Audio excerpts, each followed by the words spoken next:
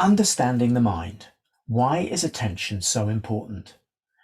Our lived experience is a co-creation of the environment we're in and our faculty of attention. Now, we cannot easily change our environment at any given moment because we are where we already are, but we can instantly shift our experience of a situation by how we attend to it. You can prove this right now by first turning your head to the left and now to the right. Chances are you literally got two very different views of the environment you're in, even though that environment is exactly the same. And so it is in each situation. We can experience radically different perspectives on the life we're living right now, depending on what we attend to and how. This isn't just with the faculty of sight. What we listen to, touch, taste, and choose to believe will have a major impact on the quality of our experience. That gives us great possibilities for transforming difficult situations and making the most of pleasant ones. But there is a problem. Our minds are wired to help us survive. This means we're impelled to pay attention automatically to whatever might threaten us or provide us with an opportunity. The mind is constantly scanning around for what it deems most salient and trying to make sense of it, usually by thinking about it, and this creates the common experience of the wandering mind that you're probably familiar with. Our mind ruminates continually without our permission. Indeed, studies have shown that minds are in a state of wandering nearly half of each waking day. This has many benefits, but it also means our attentional resources get stretched and we can easily become very distracted or stuck on a kind of mental overdrive.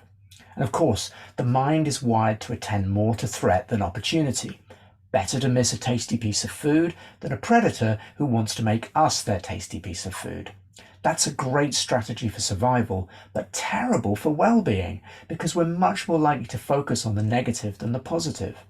And because we have minds that can project into the future and the past, we tend to think about not just what's going wrong right now, but about all the bad things that used to happen or the bad things that might happen next. This plays out in different ways. Some of us are worriers, some of us focus on regrets, some of us are driven endlessly to prove ourselves, some of us are startled by the mind's busyness into frozenness, unable to make decisions. But the basic makeup of our minds is similar. What we pay attention to is selective, automatic, and with a negative bias. This, no surprise, doesn't feel good. So while we might survive, we don't thrive. So, where does mindfulness come in? The good news is that humans have the capacity to be aware of our automatic reactions. If you've ever noticed that your mind wanders, congratulations. This is you stepping out of autopilot and into awareness, the part of you that can notice patterns of experience.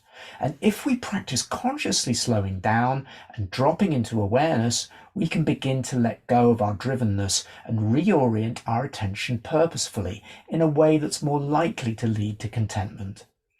This process of recognizing distraction and reorienting attention is a foundational mindfulness practice. You've likely tried it, noticing when the mind wanders away and bringing it back to a chosen anchor, such as the breath or feet or sounds. The good news is that each time we practice this, our pattern of being caught in reactivity is changing.